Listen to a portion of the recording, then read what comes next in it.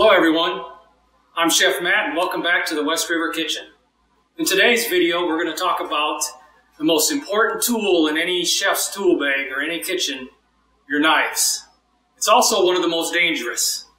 So in today's video we're going to talk about the types of knives, how to use knives safely, and we're going to follow it up by practicing our knife skills by making an awesome, terrific house garden salad. So let's jump right into it. I'm going to use the paring knife.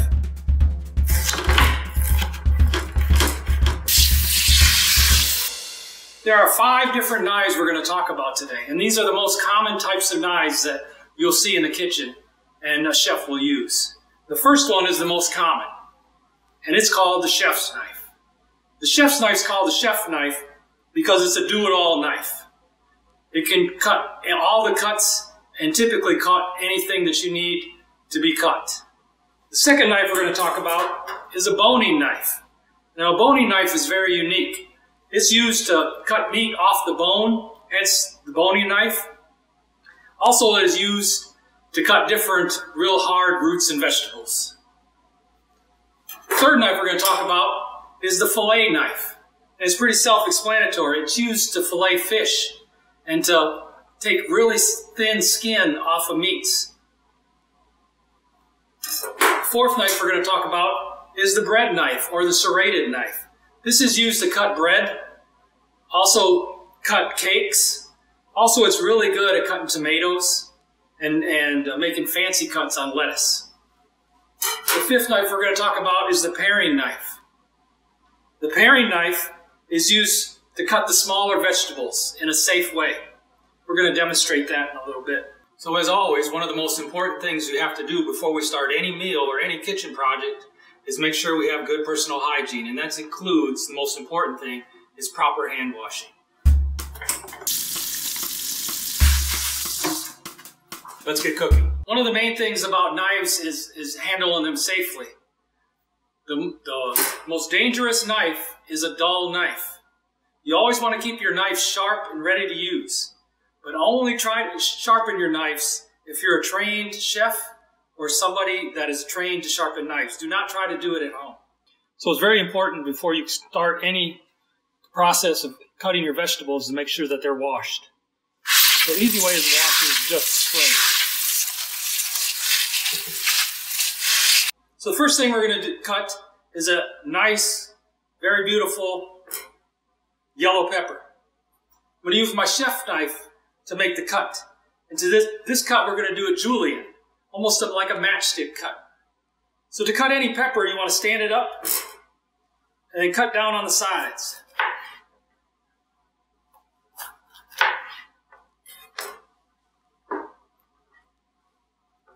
Now a safe way to cut is always scrunch your fingers. So if you do cut yourself, it's only going to be on the knuckle. You never want to cut like this. So if you're cutting and you make a mistake, the first thing is going to cut is your finger. So always curl your fingers in. So a julienne cut, like I said, it's almost like a matchstick, very thin cut. I like to flip the pepper around because it's easier to cut. And let the knife do the work. Nice even strokes.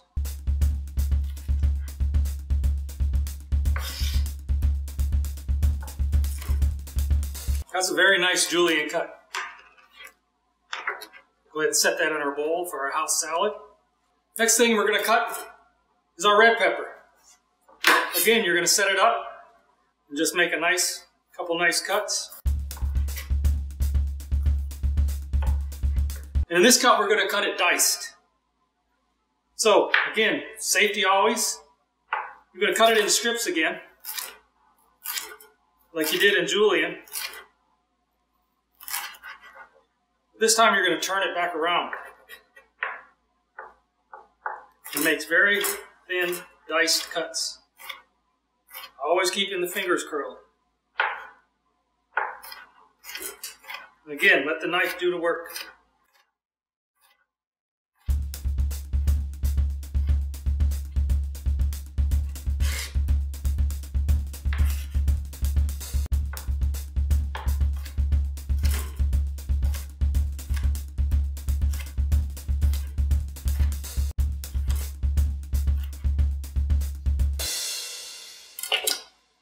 very nice dice cut. Set this aside for our salad. Next thing we're going to cut is this beautiful green cucumber. First thing I like to do is go ahead and peel it. So we're going to take our peeler. We're going to make 3 nice little peels.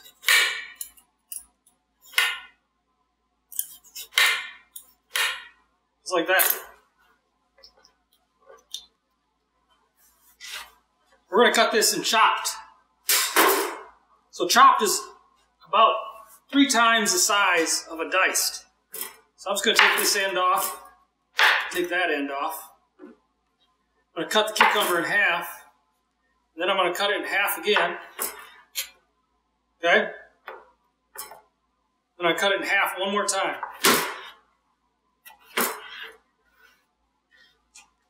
Curl my fingers again, safe. And make nice chopped cucumbers.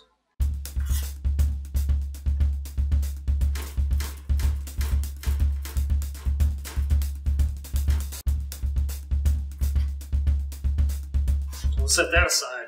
This is going to be a good salad, folks. Next thing we're going to cut is our red onion. We're going to do these into slices. So everybody's used an onion before, and you might have walked by, you've been cutting onions, and it looks like you watched a really sad movie, but really it's the onions that's making you cry. So the important thing when cutting an onion is never to cut off the bulb. Leave the bulb intact, and it'll take away that aroma that it has that makes you cry. So just cut it so the bulb's still intact. Then you can cut that bulb off, throw it away. I don't peel it. Get that skin off. Then I'm just going to slice it into nice little thin little slices for my salad. Keeping your fingers curled.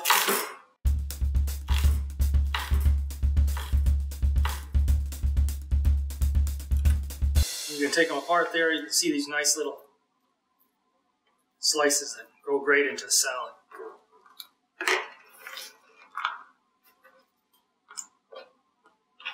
Next thing we're going to cut are these wonderful radishes.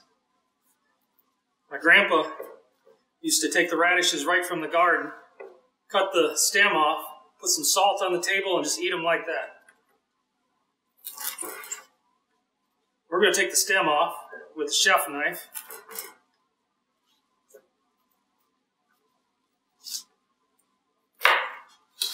Get rid of all of that. Then we're going to take our paring knife. The paring knife is used to cut smaller vegetables. So you want to hold your paring knife like that and use your thumb as a guide. You want to take the end off, okay? You want to take the top off. You want to do that with all of them. So let's just do that.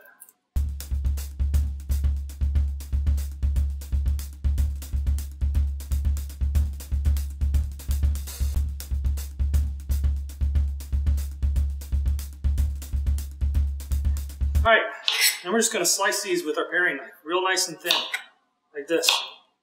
Again, trying to keep your fingers as curled as possible.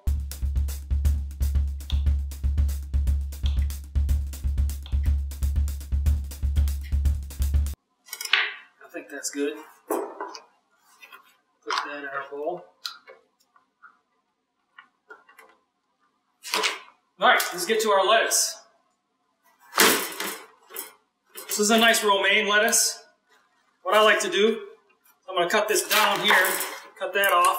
That's really no good. And this cut we're going to do a couple cuts.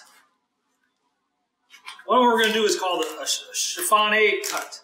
The chiffonade cut is used to make really decorative little slices or swirls that you can put in salads. So how to make a chiffonade cut is to twist your vegetables and then take your bread knife and just make these cuts like this.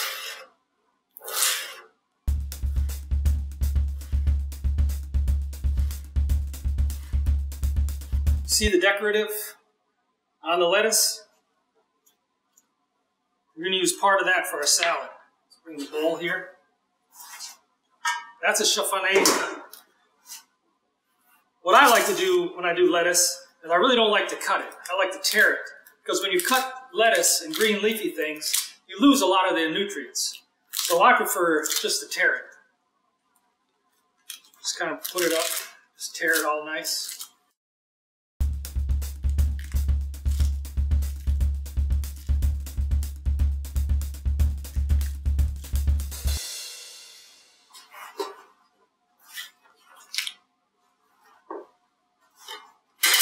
Now that we got all our vegetables cut up, let's go ahead and make this salad. We got our lettuce. Go ahead and add our green peppers. Our red peppers, diced. These are julienne cut yellow peppers. Our sliced red onions. Our beautiful radishes sliced. And our wonderful chopped cucumbers.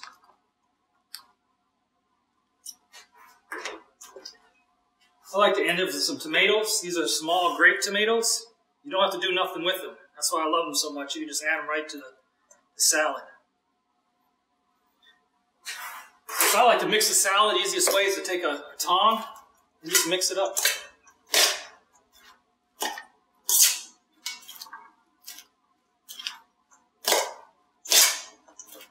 The more colorful vegetables you have, the more colorful salad you're going to get. And then take your favorite dressing. My favorite is a nice classic French.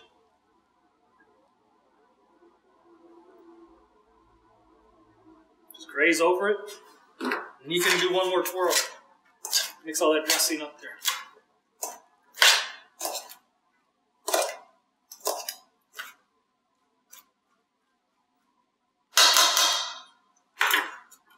And that's how you make a wonderful garden house salad. One of the most important things when you're dealing with knives and knife safety is a proper cleaning of knives. You never want to place a dirty knife into a sink full of dishes. That way someone will reach down into the sink looking for something and cut themselves. You always want to wash your knife separately. So go ahead and take your knife, get a nice soapy rag, and just clean your knife separately. Be very careful. And just clean your knife. Always keep your knife pointed away from you, never towards you.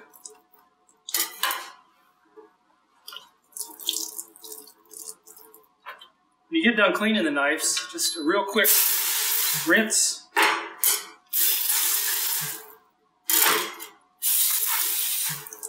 And then set them aside and just let them air dry. That's how you properly clean a knife. Hey everybody, I'm Chris Schlickert, the director here at West River, and Chef Matt just talked with you about the importance of having a sharp knife when you're working in the kitchen. You know, a sharp knife not only makes your job easier, but it also decreases the chance of you cutting yourself. So I want us to think a little bit about that knife sharpening process. To sharpen a knife, you take a rough surface, a sharpening stone, and you rub it along the cutting edge of the knife. Now, by doing this, you remove very tiny imperfections in the edge of the blade, and that's what sharpens it. But of course, over time, from using that knife, it gets dull again and must be sharpened. In Proverbs 27:17, it says, "As iron sharpens iron, so one person sharpens a friend." Now, being a Christian means being a part of a community. And that's important because it allows us to learn from one another and to hold each other accountable to doing the right thing. Having that interaction with other Christians, and yes, sometimes friction with other Christians, helps us refine our beliefs and turn and form ourselves into the most perfect and effective tool for Christ. One of the things that we also do as Christians is we say a blessing before we eat. Now this goes all the way back to the time of Jesus, who would pause and say a grace or a blessing before eating food. And that was to give thanks to God for the nourishment and for providing what Jesus was about to eat. So we still do that today. And here at camp, we like to do that by singing our graces. You probably know Johnny Appleseed or maybe the Superman grace. Those are some of the favorites at camp. Today I want to share with you a traditional Methodist grace that can also be sung. It's called Be Present at Our Table, Lord. Be present at our table, Lord. Be here and everywhere adore. These mercies bless and grant that we may feast in paradise with thee. Amen. Amen. Everyone, thanks for watching the video on knife and knife safety. I really hope you learned something. I want to take this opportunity to let you know that practice makes perfect and it'll bring more confidence in your knife skills. Also, I'll take this opportunity to check out next week's ingredients and tools for next week's recipe. They are in the printable resources. I want everyone to have a great week and be blessed.